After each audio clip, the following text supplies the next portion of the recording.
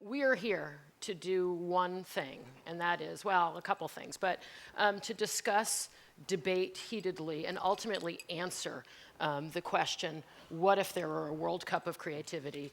Who would actually win? So one thing's important to note, that if there are a World Cup of creativity, here's the World Cup fans. If there are a World Cup of creativity, the fans would look different. Hang on, I'm learning how to use this. No, that's not how to use it. Ah, there we go. Okay, here's the World Cup of Creativity fans. They're hipsters. It's unbelievable. Okay, so before we get into the discussion, we thought we would throw out some data points. So what we did is we thought, okay, Arun mentioned the love of this crowd for football, soccer, to some of us. So we thought, okay, let's compare the data. Best countries at football versus best countries, according to the Cannes shortlist, and we've got some other data we'll go through, in creativity. So you look at best countries at football, and I should say that this best countries at football, for those of you who are fans, does not represent my opinion or the opinion of Weber Shandwick. It comes from bookmakers at Sky Bet in London, and these are based on odds to win the 2018 World Cup. So, okay, the bookies say Germany, Spain, Argentina, Brazil. You might expect that. Then the Netherlands, France, Italy, Belgium, England, Colombia. My understanding is the 2018 games are in Russia, so I believe Russia also made the list of most likely to win. Okay, but let's go over to the Cannes Lions shortlist for 2014. And here, and Arun started to suggest who might be the most creative countries. But if you look at what was shortlisted in 2014, the US, big country, spends a fair amount of money entering things like the Cannes Lions, so not totally surprising. UK, much smaller country, 277 shortlisted. Brazil, we're going to talk about Brazil. My colleague Everton over here certainly punches above its weight. Australia, Germany, France, South Africa, India, Singapore, Argentina. You can read that. What's interesting is you go on to the next, the next in the list. And here you get Sweden. So we're going to talk about Sweden. Again, my colleague Tom Beckman over here. Thailand, China, United Arab Emirates, and New Zealand. And New Zealand is a good story. So we're going to tell that in just a second. So we go back to the question, all right, if there were a World Cup of creativity, who would win? So there's some simple stuff to look at. You could easily say the United States. So you go back to that first chart, and it said that the USA was shortlisted 499 times in 2014. Over the past 5 years, some 868 actual Lions, 30 Grand Prix. So you could say, wow, the United States is a true creative superpower. You could say that. But if you go, and I just have to consult some notes here, if you go and you look at smaller countries, so if you look at the United States, go back to the United States, it's give or take 314 million people. Last year, the United States won 214 Lions, and that is 0.7 lions per million US citizens, right? Okay, so 0.7 lions per million US citizens. But let's, for example, look at the United Kingdom. 64 million, and it's the United Kingdom's up there. It's that third one to the right, for those of you not familiar. United Kingdom, 64 million people, 106 lions. So that's 1.7 lions per million UK citizens. So that's good. That's pretty, thank you, Colin. That's excellent. But Australia, right? Give or take 23 million people, 64 lions, that's 2.8 lions per million people. Whoa, woo, so that's huge, right? Okay, good. Football, not so much. Okay, so then we go to Sweden. Sweden is an interesting story, okay, again, not so much the football, but while most countries in the top 10 are, give or take 5 to 30 times the size of Sweden, as it says here, Sweden has won the Cyber Grand Prix 3 times in the past 5 years, so that's pretty good. You probably have all seen that case from Volvo Truck with that guy being pulled apart across 2 trucks. That's a great case. We didn't show it because everybody has seen it, but again, that was the last Cyber Grand Prix in 2014. Brazil, number 3 Lion winner over 5 years, right? So second highest in the past 2 years. So Brazil, good story. Everton's going to tell in a second. But the New Zealand story is, to me, a compelling story. Not so much because of all the sheep in New Zealand, which have no bearing on the story, but there are 20 sheep per person. But more importantly, there's 1 lion for every 161,000 people in New Zealand. So you think about it, 1.7 lions for every million people in the United States, and 1 lion for every 161,000 people in New Zealand. So that's unbelievable. And so unbelievable that a little agency in New Zealand turned it into a piece of content. So we're going to watch for just a second. It's time to think about this very special country of ours, New Zealand. More awards last year for creativity per capita than any other country in the world. How? Why? It's because, my friends, we have the perfect conditions for creativity. Our weather, warm enough to make you feel energized, and then, as soon as you start thinking about leaving the agency early to get to the beach, bang, it turns to shit. Our urban architecture, so hard on the eye that the best place to be is inside the building, working on that radio ad. We have world-class production companies that will make a 90-second TVC for $17.50. New Zealand has no celebrities, and so agencies have to sell the products with brilliant ideas instead, or use hard-up international ones. We are connected to the rest of the world by super-fast broadband, which is wonderful because creatives have to think up their own ideas instead of borrowing them off YouTube. That's right, everybody. We have 1 Cairns lion per every 155,989 New Zealanders, making us the most creative country in the world.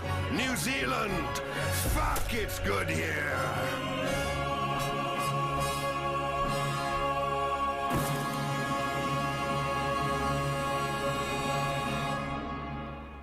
Okay, so 1 lion for every 160,000 people. That's what it takes to get there.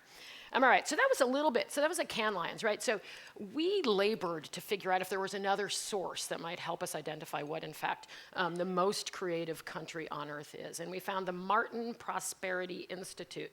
The Martin Prosperity Institute is part of the management school at the University of Toronto. And a guy named Richard Florida, who is a professor of urban studies, actually runs it. But what he has done is he said, okay, to find the most creative country on earth, you have to assess it in 3 ways. 1 is by assessing the technology savvy of that country.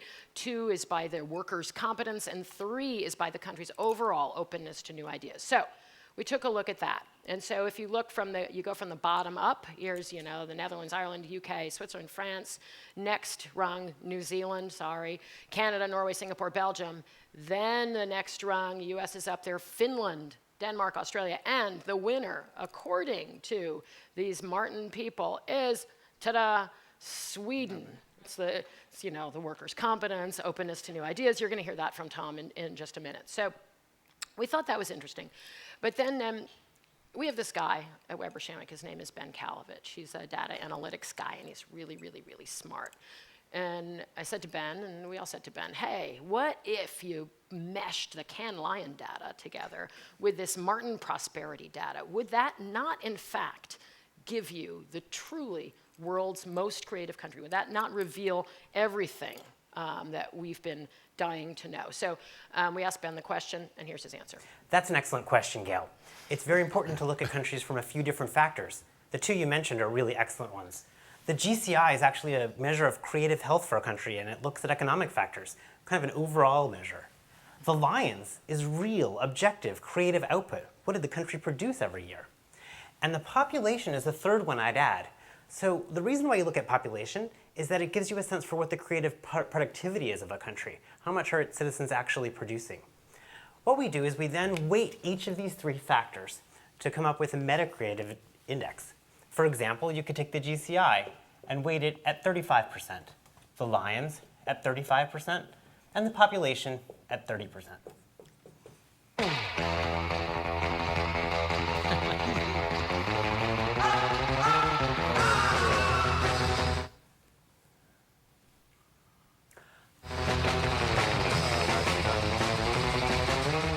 So as you can see, we did it a few different ways. We looked at these different factors using a variety of different weights, and guess what? The top 5 countries every time are the United States, the UK, Sweden, Australia, and New Zealand. These are the ones I'd put my bet on, Gail. Thank you, Ben. Okay. All right, so clearly, and we're going to go over to the panel, clearly it is a debate. There's all kinds of ways you can look at it. You can cut the data, but ultimately, it's all about generating the greatest possible ideas. So as we thought about it, given the importance, and Arwen mentioned it earlier, given the importance of creative and given the importance of ideas, the question that loomed for us is, in an increasingly digitized, globalized world, is what we're facing a homogeneity of ideas, or is there, in fact, this rising national identity that begets a whole different kind of ideas? So we thought we would put together this extraordinary panel to discuss it. I'm going to introduce the moderator of the panel, Michael Wolff. Michael Wolff is a guy who knows a fair amount about creative, certainly knows a fair amount about the marketing services industry. He's so creative, he created among the first internet companies, I think it was back in 1993, and then wrote a book called Burn Rate about the fall of the dot-com era. Then moved on, became the editor of Adweek. I think many of you know that, has and continues to write for Vanity Fair, USA Today, Hollywood Reporter, and others, has written the seminal book on media mogul Rupert Murdoch, and is now at work on another book, I think, with Viking, which talks to the fact that is digital the new TV? I believe that's it, correct? When does it come out? You can. Spring, coming in spring. So I've known Michael for a number of years, and I cannot think of a better individual to moderate this panel. So over to you, Michael. Gail, thank you very much. So the state of creativity, not only the state of creativity, but the state of the various states who are or are not creative. This is kind of an elemental way to look at this issue. And matter of fact, it is the main historical thread in looking at cultures. Why the Renaissance happens in Florence, and it takes 125 years for Venice, which is accessible by horseback at the time, to catch up with Florence. The late Victorians in the UK, it's the most powerful. Britain is the most powerful nation on earth, and yet it seems unable to produce any music or painting that's of note.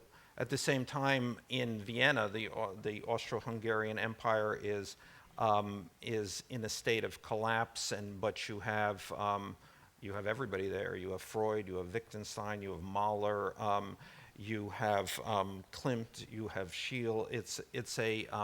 It's one of those particular moments in time. In the U.S., in the advertising business is has a reputation for zero creativity until at a moment in the 1960s when suddenly the Jews and the Italians come into the advertising business. Just a cultural moment. The Doyle Dane and Bernbach moment changes everything. As a journalist now, I work between the U.S. and the UK, and so I see this difference on a regular basis, and indeed find the UK a much more exciting place to be a journalist, to work as a journalist. That may be because in the UK we can hack phones, but it's an issue which it's confounding, interesting to me, and confounding. What are these elements that functionally differentiate the ability to create amazing work? When I was running Adweek, one of the things that used to happen, this was a couple of years ago, is that on a reliable basis, which is to say every week, one writer or another would come in and say, and say the following: I'd like to go to Sweden, or I'd like to go to Brazil because they do better work than anyone else. Now, this was also mostly I would like to go on a trip, but it was this sort of constant theme. Someone else does it better than we do it here. And in the case of Brazil and Sweden, they do it in a totally distinguished, notable kind of way. And what is the reason for this? So that's one of the things it's one of the central things we're going to look at here today. And in that regard, our representative from Brazil is, to my right, is Everton Schultz, who also has my now most favorite name in the whole world. Is it? Yeah, totally. What a great name, Everton Schultz. Matter of fact, from now on, Creative, isn't it? From now on, just call me Everton Schultz. You can be Michael Wolf. Representing, and we can go afterwards because we're going to show some videos. If there's anything else you want to say about your background, at it then. But I think let's just look at this as representatives. You represent Brazil. Josh Gilbert, who's from New York, represents the U.S., and Tom Beckman is from Sweden, and you're up to defend everything Swedish. So I think we have everybody has a video to start with. So and I don't know who's is cued first. Yeah, I was supposed to start. So thank you, Michael.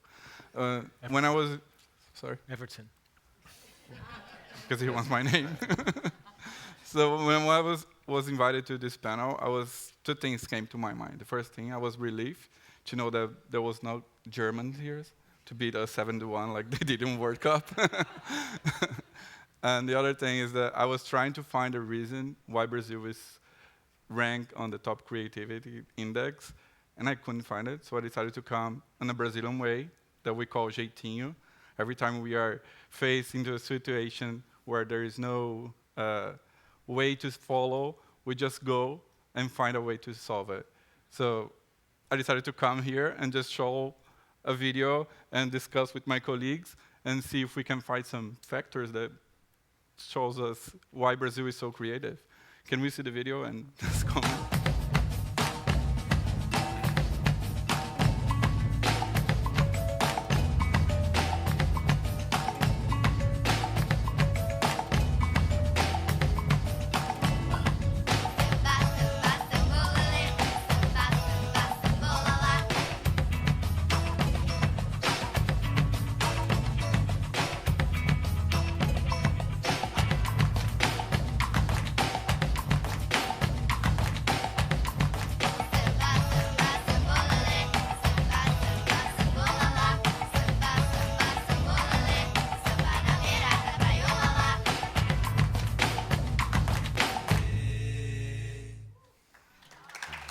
Yeah, this video is so interesting because it has a lot of factors that represents our culture, the music, the beach culture, and also a way to find more time to enjoy our country, to enjoy our nature, enjoy the way we live there.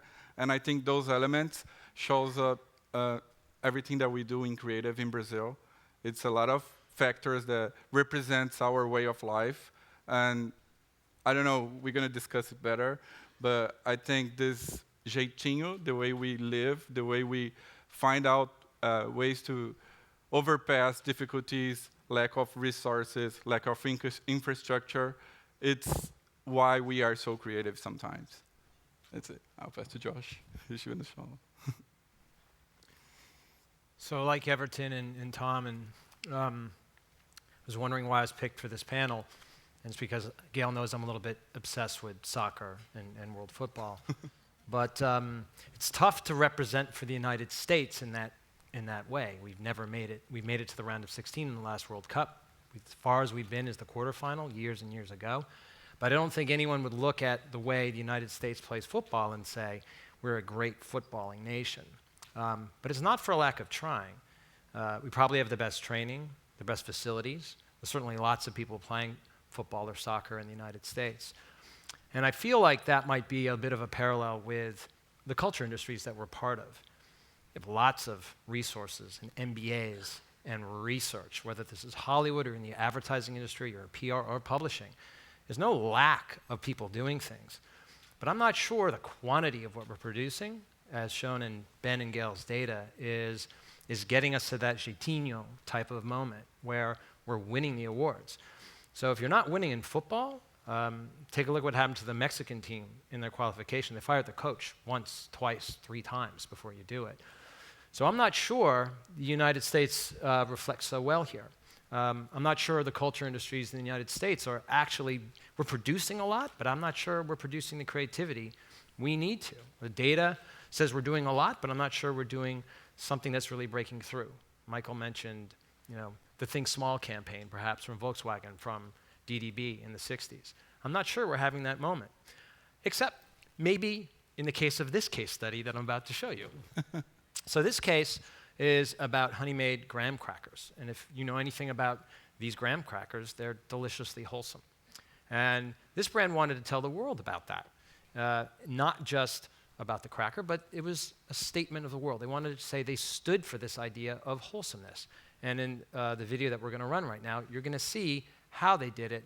And let's roll the video and we'll talk about it.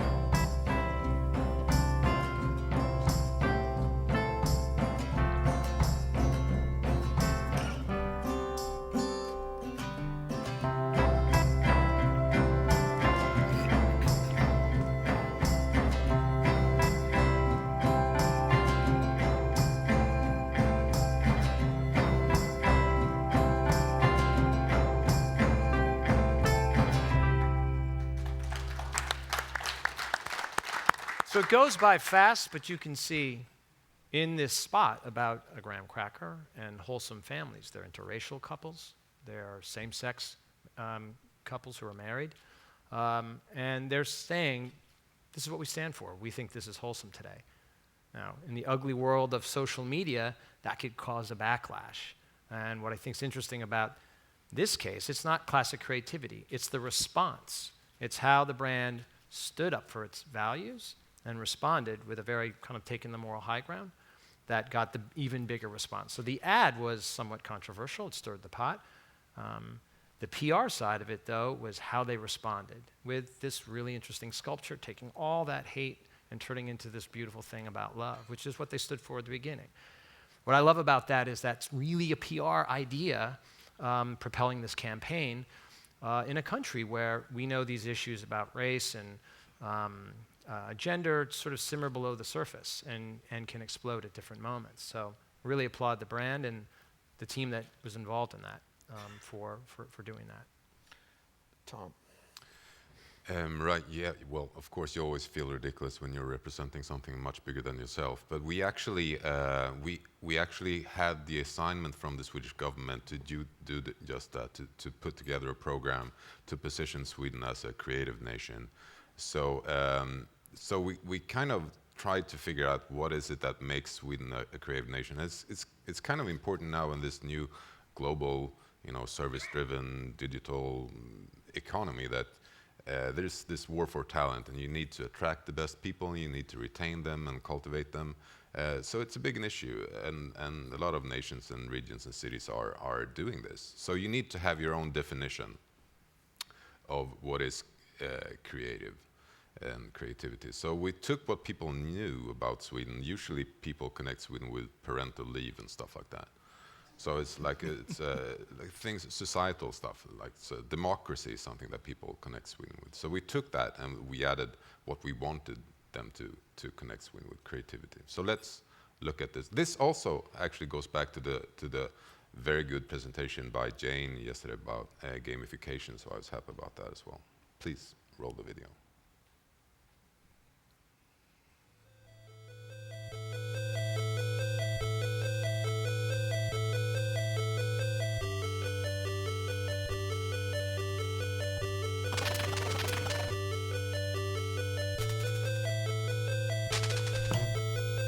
Despite Sweden's successful creative industries, the country is better known for social values such as equality and democracy. So, to create Sweden's unique position as a creative nation, we took what people knew and added what they didn't know. With the platform Demo Creativity, we turned freedom of expression into freedom of impression. Because being open-minded is crucial for coming up with new ideas. But instead of just claiming the importance of being open-minded, we set out to prove it. We chose one of Sweden's fastest-growing creative industries, video games, and built a crowd innovation tool, allowing people to build on each other's ideas. Through social media and public relations, we engage people all over the world to contribute with new and unlikely game ideas. This is BBC World. A project backed by the Swedish government to create a new democratically made computer game. Demo Creativity was promoted by media, by ministers, at global conferences, by universities and opinion leaders. The reach was in the hundreds of millions. But more important, it engaged the people we set out to reach. The project received well over 500 game ideas from 126 countries. Sweden's top video game college made the project part of its curriculum.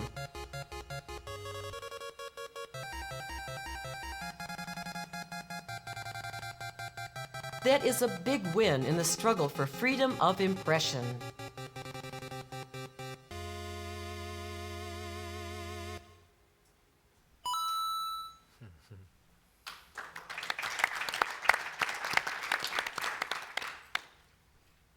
Okay, let's, the most basic question that I can think to ask, do you believe the marketing industry is more creative now or less creative than it has been? Well, it's relative. I think there are many different other different sectors that I think is more creative, and I mean, I look to the US all the time and think what's happening with like the startup scene and like in med tech, and I mean, there's so much going on in other sectors, so I think we're losing ground to others. I think, well, our industry are in some regards creative, but there are other industries that are developing faster. Well, but just take the marketing industry in the 50 years of mass marketing. Are we more creative now, or do you feel that we're less creative? I think we're more creative because we need to be more creative in more channels. So we need to be more creative every time we do a post on Facebook. We need to be creative every time we do approach to the media. So creativity is more fast and we're more creative. If you think on the amount of creativity that we need to do our business today. So to be faster and to do more work and to respond to more problems is more creative. Yeah. Josh? Yeah, I think I want to answer more. And part of that's my job, and all of our jobs to collectively be creative. But I don't know if in the U.S. we are. We are, as Tom said, there's a lot of creativity in our tech sector. I think people would look to the United States as a leader there. They would say Instagram and all the new ones coming up that I'm probably not even aware of. So there's a lot of innovation there. I think people would look at the marketing industry and see a lot of attrition, a lot of change, a lot of trying to stay up and stay current. I mean, it's an opportunity to be creative, but I think the bigger picture, not sure they would look at our industry, or we were talking earlier about publishing or other things. So that's a question I think we really have to ask ourselves. Are we as creative as we think? Okay, now we have to get there. Creative, what is it? What do you mean when you say creativity? Yeah. I mean, so in our world, brands, marketing, creative, on the one hand, is something that works. It helps to sell a product. This is commercial creativity. We're not creating art for art's sake. Good creative, I think, like This Is Wholesome campaign from Honey Maid, is doing something good for sales, but also for how that brand's perceived. So the thing that's not in that video is showing the chart of favorable impression of that brand. People know it. They think about it, think good about it, not just selling things. So in our world, something that's creative is work that works, but that builds preference, and they call equity and all those other things, not just art for art's sake. Yeah, I think creativity is something that calls the attention of the audience we want to talk. Because creativity for someone, for a businessman, is different than creativity for a gamer. So I think for our business, creativity, a creative campaign, is when we reach the right audience with the right message. And I think, we're more creative because we also need to think in different audience. The audiences are more various. And I think in Brazil, as you know, we have so many elements, so many cultures, and we cannot be creative for the entire population, the entire country. We always have to think of each region, each class, social class, each city, they're different. So I think creativity is with results. It's when we talk with the audience and they get the message. Tom?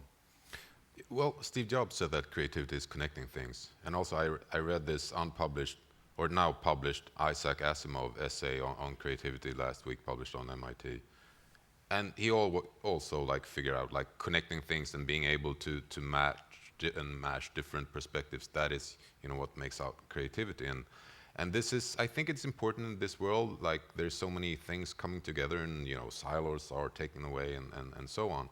That we need to be able to see connections between things and match them together in order to innovate and progress. There's we're in this moment in time in our industry and in this industry and in all creative industries when the very form that we work in is changing. I mean, it used to be you made a television ad or you made a print ad, and that was basically what we did. So now there was a guy who runs a big digital agency, and I went out to lunch with him to figure out what he does. And he said to me, "You've got to understand, we don't do story anymore. Story is inefficient. What we do is we facilitate the handshake.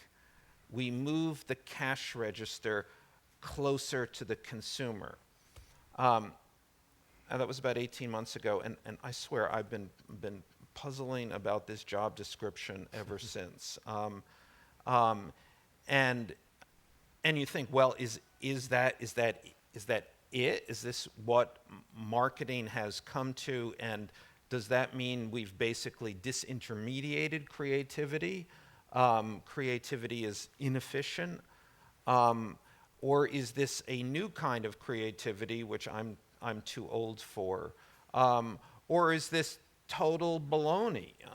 And basically, it's trying to get around the fact that the story is the creative act and it's the hard thing.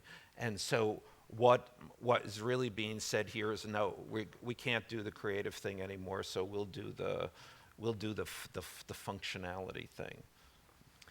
Yeah, so the way I look at that is, that's a very technology perspective. Your friend in digital, so He's not my friend. he's not a friend of mine either. So Airbnb, Uber, these are platforms, and they don't get in the middle. Even if what you're doing on those platforms, local government may have a problem with, or if you're using your rental property as some kind of income generating thing. That's this sort of platform mentality.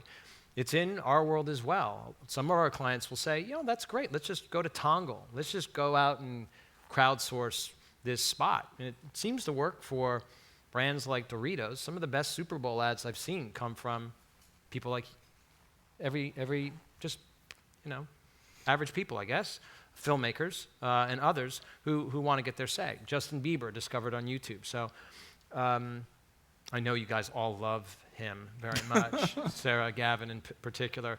So that's the one side of it, that, creativity is out there. It's bottom up. But if you're a company like ours, or you are writing a show like Game of Thrones or Walking Dead, there's still much that storyteller it's their script, it's their vision, that singular artistic vision for making something good that'll have impact in the world, that has character. You notice how I'm associating our industry with great shows and writers like that. So I think the problem and challenge is it's both. You can get a great Dorito spot crowdsourced, as you can get great democrativity. Did I do that right? But you also you'd get shit for a television show if you just let everybody write it. So I think that's the quandary we're in. It's a little of both, and depending on the context, sometimes one may be a better answer than the other. Yeah, I agree with Josh. It's both.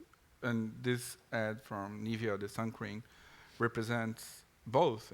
You have the story of a mom going to the beach and having to take time to change the cream of the child. You are putting her right to the cashier to buy the sun cream. But at the same time, you have the story of a mom enjoying the beach on a Sunday. In a world of what often seems to be infinite measurability, in which I might argue that there are numbers to support any position that that you might want to support. What's the effect of that on the ability to do what we would think of as fundamentally creative work? Well, I think, and also going back to your non-friend there, I mean, to be fair to him or her, it's, one of my favorite quotes is advertising is a tax you pay for being unremarkable. Meaning that, of course, that if you have an interesting company or an interesting offering, you don't need advertising, and maybe you don't need that story, or someone else will tell that story for you. I mean, maybe that's an interesting point, but that also goes back to the business. Well, I mean, but challenge that. I mean, that seems like one of the things that people say in these. That sounds like a digital. You don't need advertising. If you're a good company, you don't need advertising or marketing. Who believes that here? I mean, there's, I guess, good reason you don't believe that. Well, but, I mean, but I don't. I believe. Okay, I'm the only one raising my hand here, but I mean, you took a couple of examples with Uber and Airbnb and like companies like that, who's in like a very short amount of time has been like global companies, and to my knowledge, they've never done any significant advertising or marketing whatsoever. But they have a very interesting offering, like their business is remarkable. So people use it, tell other people about it, and it goes very well for them. So, but to be fair, I mean, to everyone, I like a Swede, of course, I need to be able to mediate this. It's probably both, but but it comes back to I mean, we're in the business of making better business for our clients. So, I mean, going back to the metrics question, stories are. I came into this industry because I loved stories. I loved books. Go to the idea of Uber and the idea of story, because what Uber has is a fantastic story. So whether or not that's, we call that advertising or marketing, we clearly have a story, a myth-making, which is actually at odds with the reality. I mean, all Uber is an app with, and there's a lot of different drivers, and it's basically the same old black car industry that it has always been. But the story has been remade quite consciously, I would argue. I would argue that it's the business model. And the business models create this story. I mean, but then, this is definition The of words business like model, story. though, if you think, is just an app. It's still the same old black cars. A guy who might kill you comes and picks you up. But by the same token, YouTube's just watching video, but now it's on a platform that is much easier, and you can talk back to it and share it. And it built on flash technology. It didn't invent anything, but it invented something amazing. So I think that's what's interesting about technology. I think Twitter didn't invent a new technology; it invented a new use of it. YouTube did the same thing, and I think that's a very powerful thing. So is it a situation that we see? There are these people in the technology business, and they do these things, and they take whatever they do takes up enormous mind share and makes them tons of money, and takes people's attention. So we think, the marketing business thinks, we have to do that. And is that the marketing job, or are we running behind something that's really not our culture and skill set, and hence we're not making the contribution we should? I mean, the way I think about it is, if you're Honey-Made, graham crackers, and everyone's talking about the next phone and Uber, and this is the world we're in, then you can't really compete, and you have to find other ways to break through. I think Uber is a great PR story. Twitter, Instagram, these are natural PR stories, which I think is one of the more interesting facets of what we do today, that those elements turn out to be the best campaigns. But I don't know if they're branding campaigns. Is Uber, I think it's a brand, but I don't know if the rest of the behavioral campaign. We need to understand how people behave and go and find how they behave and interact somehow. We're not talking, you have to learn my message and learn that, and like being very authoritative. I don't know how to say it in English. But it's just get together and be part of the story, be part of this contest. I think that's our challenge. And I don't know. Yeah. But I mean, to be fair to you, to be part Michael, of about stories, I believe in stories, but I believe that maybe we should focus more on tapping into stories of our time, the zeitgeist. Like, for instance, the Honey-Made. I think what they did, there was a story in the surrounding world about these questions and issues, and they tapped into that story. It's not that like we are the storytellers, or we are going to tell everybody, this story. It's rather there are a number of stories out there, and we must be the best people to understand that, tap into that, and that makes our brand relevant. And be part of the story, right? Where do you, in thinking about this in terms of national identities, where do you go for inspiration? Where do I go? Well, we have a lot of inspiration. Music, food. Everyone is there. Japanese culture, Jewish, Italian, German. My surname is German. So I think in Brazil, our challenge is to find among these various cultural things what is really appealing. Right, so that's what to align with. But where do you personally? I personally, on people's behave, I always like to know how people are, where they are looking for information, where they are having fun, where they look for fun.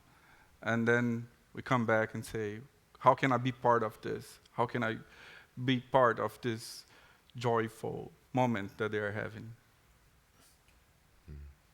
Well, yeah. Well, And I think, and also goes back to the case I showed, like Sweden is it's one of the most export-dependent countries in the world. We have always been dependent on everybody else. And I think that is a good position in terms of creativity, because you're always exposed to other people and cultures and so on. And I look to the world all the time. I find great inspiration in the US, and certainly when it comes to media, like innovation within media and technology. I look to Japan when it comes to, they're very good at like breaking like the system that's existing. Like suddenly they're all over, like agencies like Hakahudo in Japan, they're doing all kinds of stuff because they realized we're good at ideas. Why don't we use that to create business models rather than to sell these ideas or these stories to the clients that will do the business? So they're now they do architecture, they do tourism programs, they do lots of stuff, because that is inspiring to me. And Brazil, I think also with all the things, and your country is evolving so fast, like economically and socially, and I think that really resonates in the work coming out of Brazil, and you see a lot of social orientated stuff. That's to me has been really inspiring. Attach the business with our social needs. That's something that happens a lot. So Michael, Josh, I look to journalists for my inspiration, as you know. It's a great source. But I mean, that's the amazing thing.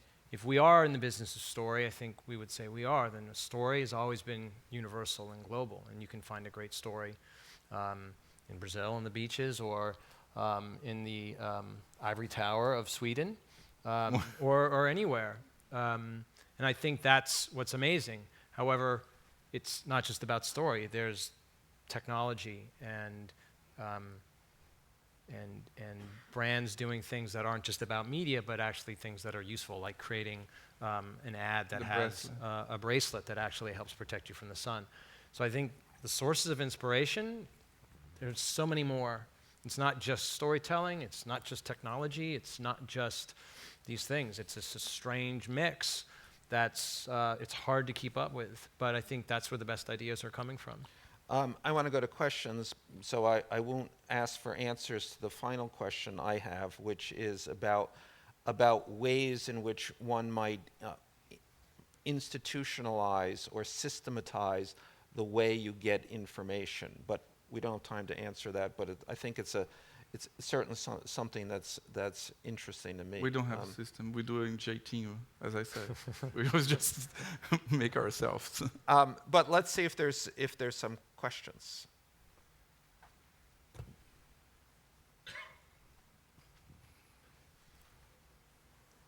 Thanks. Mr. Lewis, I think yesterday mentioned that we most often have our ideas at points where we are happier, and that's not always at the office when we're doing other things. It would appear that, if I'm not mistaken, 7 of those countries, the top 7, also happen to be in the top 10 happiest countries in the world. So I'm wondering if there's a cultural overlay to great creativity. And I think it's something we may have missed, because happy people produce great work. Do you guys have a position on that? I would just like to challenge that, however, because unhappy people is not a happy man. Really great work. What index here is the last one, or the can, or? No, I just think if of the top 7 nations that were identified here, they're in the Forbes top 10 happiest places in the world to live. There's a couple other stragglers as well, but. I mean, it's interesting, because if you look at the art department and the copywriters, those folks are like weird and unhappy and conflicted, and it's funny. Like the creatives are an unruly, interesting bunch that don't ever really seem to be happy unless you're feeding them or something like that. So the country may be happy. I'm not sure the creatives are. Our creatives are happy. Oh, your creatives are happy? Yeah, they are. Not in New York City? Yeah, they are. They're the only ones that have, every week they go out and just have fun every Thursday, and they make like videos about their meetings after work to have beer and caipirinhas and everything. It's just, they're happy. I think. I have to do an intercambio here. Hi. they happy in Sweden, Tom? Of course not. So my question is to Tom and to Josh. We talked a lot about the culture of countries and how they are inspiration for creativity. So if the two of you woke up in Brazil, do you think you would still be creative? Is creativity a transnational skill set? Oh, that's a big question, but I think like it used to be very, and our business used to be very local. PR used to be very local, advertising used to be local, and now we're not in a local world anymore, so you need to be able to understand what's going on like in a broader sense, like what are the major trends and what are the stories out there that people can relate to.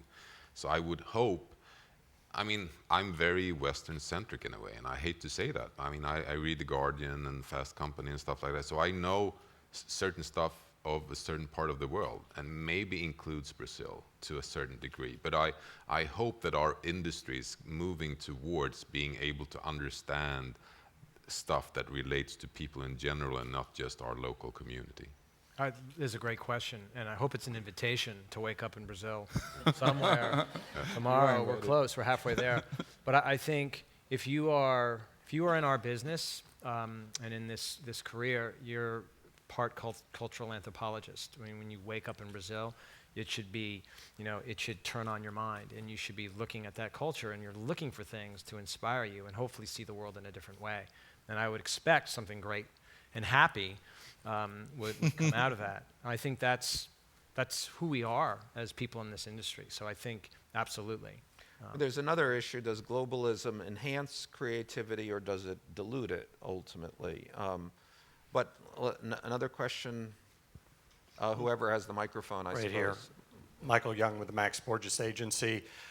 Related question on brainstorming. There's plenty of data that show brainstorming is a terrible way to come up with creative ideas.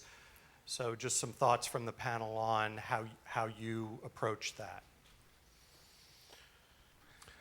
Oh, it's a big question. I think there are two, there's the American branding school and there's the European. I'm Western-centric. So the American will be, you go to the market, you ask the market what they want, and then you produce that. The European is like, you go to the R&D department, you ask the engineers what they can do, and then you try to sell that. I think, so it represents two things that we need to put into play here. The one thing is context, like what's going on. The other thing is content, what do we have to work with? And I think brainstorming sessions, that's just a format. It all comes down to what do you put into that format. And if you're able to put in people that know context with people that know content, I think, and if you add craft, then you have the 3 C's, of course, then I think you will have a good brainstorming session. So I think mixing competences and getting perspectives, like freedom of impression, hey, get a number of different ideas in the room together, and I think then we can call that brainstorming, we can call it whatever, but I think you will be successful there. We have one more question. Hi, Lucy Allen from Lewis. The advertising industry has typically had a fairly set organizational structure for creativity. You have the creative department.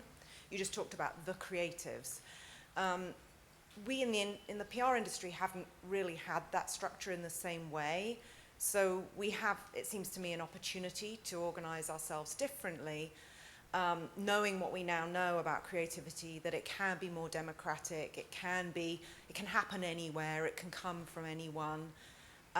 So how are you organizing yourselves to maximize and nurture creativity within your organizations? And do you think there's a new, better way to structure ourselves so that creativity doesn't sit with those few people and nobody else is allowed to be creative? What a great question. Yeah. I think we're in PR business. We are bringing new talents and new skills to provoke the people that are already in the PR business to be more creative. And this is an element in ourselves that is changing the way we work, the way we structure our campaigns, and bringing these guys that are more outside of the box. It's the new challenge that we have. Actually, we're in the middle of this challenge and how to have a traditional PR person working with a creative that was used to work in an ad agency. And it's interesting what is coming out of it. Yeah, I mean, if you look at the winners of Cannes Lions, I mean, not sure. Some may have a more hybrid approach. Some might have a traditional structure, account, strategy, creative. I'm sure there's every mix in between. I think the demand on all of us, though, is to bring a new form of creativity forward. There's more technology in it. There's something more innovative. There might be something more societal. Certainly for PR, if we've been the intermediary with and gatekeeper for media, we need to change and bring in different people to do that. But I think that is the big question for all our agencies. What is that mix going to look like? We certainly wouldn't outsource it to some creative freelancers because that's what's always been done, or some department, but yet you might need those people as well. So I think how we tackle those challenges will see if we're winning the World Cup of creativity the next time we do this or not. Tom, bring it home.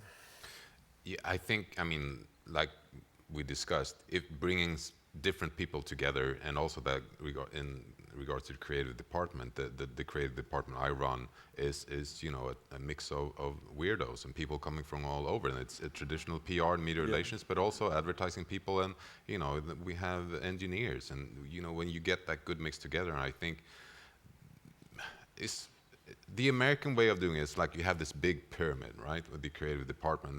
There's one pope on the top, and you push the idea upwards, and suddenly this one like, go, no, go. I think we need to find another way of building creative departments that are smaller with more responsibility per capita, and you have a greater mix. And so it's not, we are behind in the sense that the other parts of the industry has been doing this for decades, but since the world is changing, I think we could leapfrog this, like what's happening in most part of Africa. They're leapfrogging like technology phases, and we could do that as well when it comes to creativity. Thank you, everyone. This was great fun. Thanks. Thank you.